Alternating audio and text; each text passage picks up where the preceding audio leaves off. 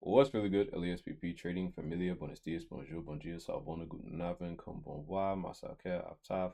Thank you all for tuning in. So today was an interesting day. Today was FOMC meeting minutes. As I told you, didn't trade today.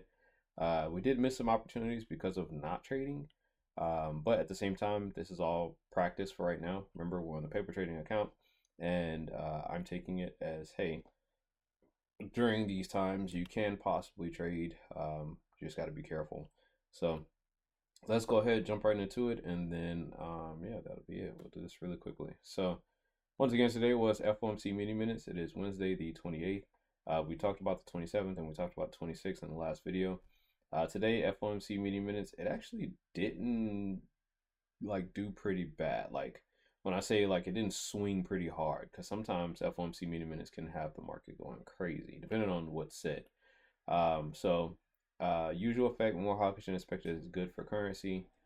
Is detailed record of FOMC's most recent meeting, providing in-depth insights into the economic and financial conditions that influence their vote on where to set interest rates.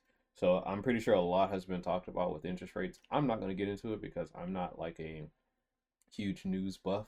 I usually don't use the news to portray or not portray to guide me on where I need to go with the market and say, oh yeah, you know, if it's bad, I'm selling or buying or whatever. I don't even know that kind of stuff, so I'm not gonna get into it.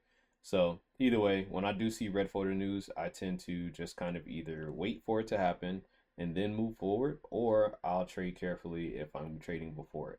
Now, FOMC meeting minutes is one of those ones that does happen at 2 p.m. For me, 2 p.m. Eastern or 1400. So it's kind of one of those tricky ones in a sense. Sometimes it can be really hot and heavy right before the news happens, and the rest of the day could have just been good, like it was today. Um, it really wasn't even hot and heavy. It was just like it seemed like kind of like a normal day. Not even gonna lie to you. I'll show you the chart in a second.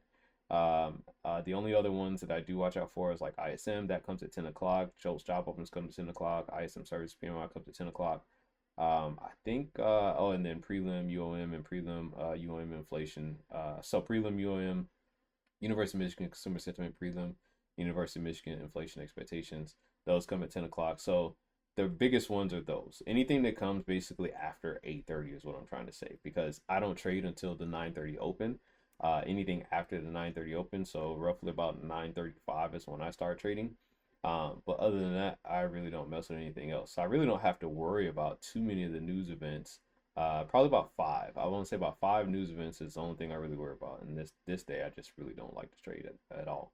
But yeah, for the most part, I really don't have to worry about too much. So, um, oops, this week. Let's go ahead this week. So yeah, as of right now, we've got nothing on the board. Let me make sure I was logged in because I did not even try to see if I was actually logged in or not. So I can just show you all that I did not trade on the day, and I'm not logged in, so sorry. Give me a second. I just want to make sure I'm not putting my password up here like an idiot, like I usually do. Cool. All right, so here we have trade debate, and as you can see, no trades on the day. If I click here, go to today, hit go, there's nothing. So no trades on the challenge account for Take Profit Trader. Um, And as you can see, here's the Take Profit Trader dashboard or the control center. Still zero, still zero, still no rules broken. And as you can see, the account is still just there. No trades in the logs, of course. So I'm doing that, like I said, once again, because of the simple fact that I just want to make sure all the tweaks are good. Everything that I'm trying to do is good. I know exactly what I want to take, what I don't want to, stuff like that. And I know losses are going to come. So that's the one thing that I do want to talk about that I learned in today is that regardless if I trade during the news, after the news, before the news or whatever, I mean those losses are going to be losses. So in my head, I just need to kind of get it out and say, you know what? As long as it's not like a red folder and I'm not trading exactly when the news happens, if I trade, a few hours before or like a couple minutes after, so be it. We got to take our L's the way that the way that you trade, depending on how you trade, excuse me, you got to take what comes. So you're not going to win every trade and you're not going to lose everyone, hopefully, depending on your strategy. So yeah, you just keep moving forward and go from there. So we could have basically, what I'm basically trying to say is we could have traded today, but it's all good. So these are the three trades that we would have had on the day. I followed the market exactly as it was happening and just marked it down. I did not take anything, once again, via the paper trading account on TradingView in here, but I just followed the day to see what would have happened throughout the day. So looking at, I don't know, I always move it beforehand, but looking at yesterday, it was here and here. Basically looking at those high and low ranges.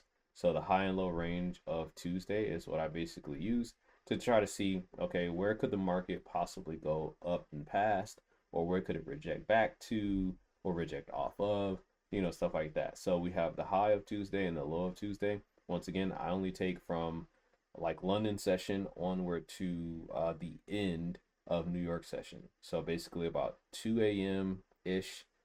Sometimes I will go back to 12 a.m. just like if it's like midnight and it was a really, good push down or good push up. I'll take that as the low or high.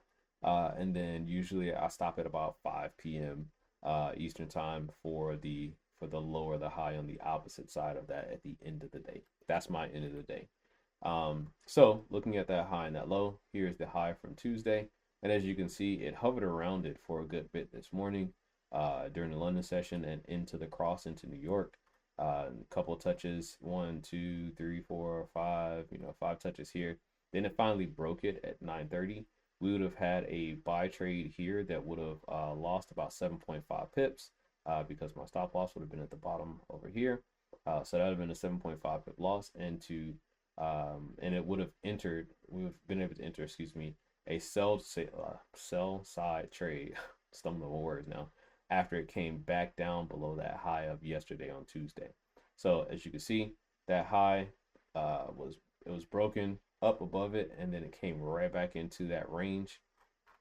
And if you know what I'm talking about, this is the range. So in between that low and in between that high, came right back into that range, and this would have played out for a sell position for me. Stop loss being right here.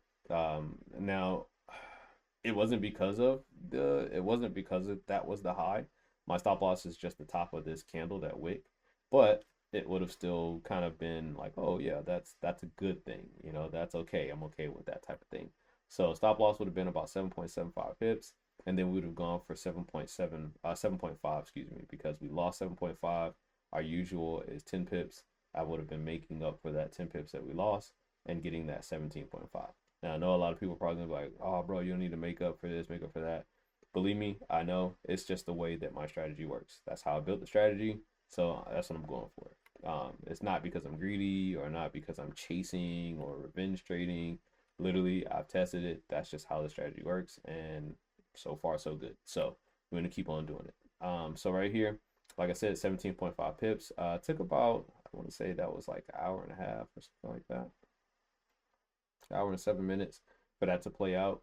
And then after that, we would have received one more trade. So as you can see, the market, after it hit the 10 pips, it kind of grew a little stagnant and went just a bit sideways. Honestly, it was right around this area where I would say is like a kind of a support resistance. So I had it drawn out earlier. I don't know why I took it down, but right about here was like, you can see there is a bit of price reaction right here, then a good price reaction as it, went straight up right here.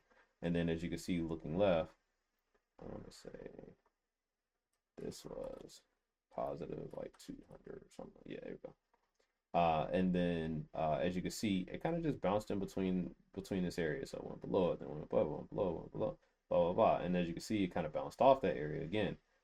Finally peaked down below, and as I was watching this, I'm like, this might be a good time where we can actually find a trade. But I was like, you know what? I'm just gonna leave the day alone. It's okay. I'll just learn from it because we're only paper trading anyways. So I'll just learn from it, and we'll take the knowledge in and just watch the market as I discussed, yesterday, and as I was talking to myself earlier today, saying, yeah, let's just watch it, see what happens. So as the market kind of pushed down, you've got this nice little spike right here. It came back up, gave us an opportunity right here as it rose back above this area. My basically EMAs are right here, so came back up. Once it passed back above that EMA and then rejected, that would have been another opportunity for another just 10 pips. So in this case, I'm not playing catch up now, so all I need to go for is 10 pips. Had I taken a loss, then yes, I would have gone for a bit more, But because there were no losses in between this winner here and the next trade, I don't need to catch up anything. I'm just going straight for 10 pips. I believe the stop loss was actually only like right here. I don't know why I put it way up there, but it wasn't up there. But yeah, so either way, it was good trade. It would have been a good trade. Actually, no, it was this one. It's usually 2 candles above my entry. That's more than likely where it is. So 2 candles above my entry. So 1, 2, which would have been this candle and the wick.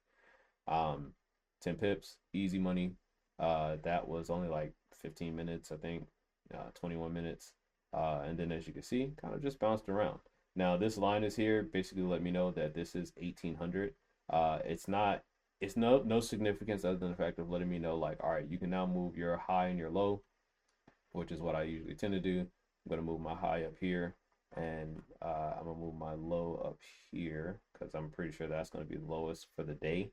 And I think it's at 1700. I mean 1800. Oh well, 1700 is a close in the market. 1800 is a reopening in the market. So I was right.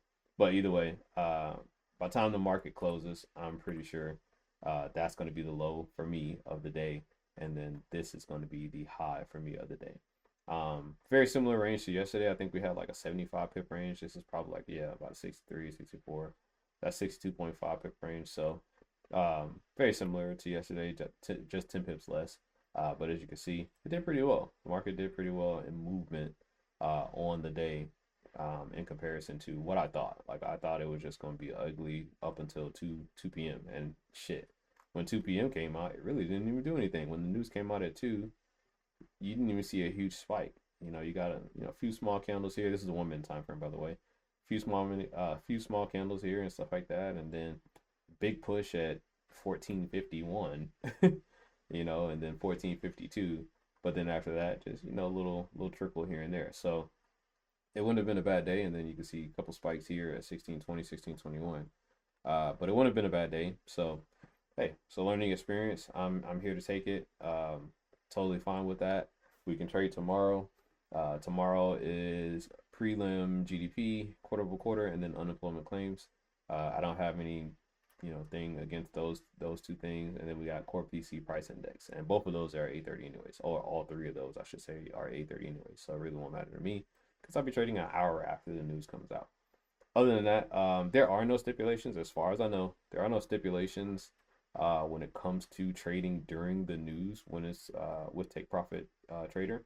I haven't seen anything, at least that I've read. So it's not the fact of the challenge or or anything else. I just always notice that my best trading time is usually between 9:30, well, really after 9:30 open, like 9:35 up to about 1600. That's like my best trading times, or that's when I get the most valuable trades, I should say. So that's what I stick with. But other than that, if you have any questions, let me know. I appreciate y'all for following me on this journey and watching along and stuff like that or whatever. But yeah, that's pretty much it. All right, y'all. Peace.